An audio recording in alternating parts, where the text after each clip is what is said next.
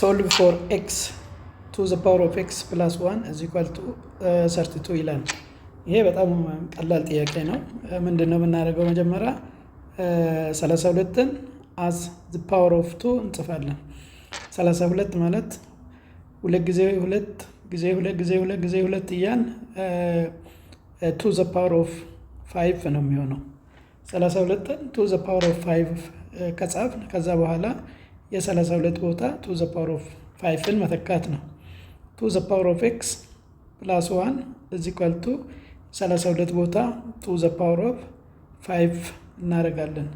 ቤዛቸው ሁለት ነው። ከዛ ፓወራቸውን እኩል ማድረግ ነው። ቤዛቸው እኩል ስለሆነ ፓወራቸው እኩል ከሆነ ሁለቱ ኢኩዌሽኖች እኩል ይሆናሉ።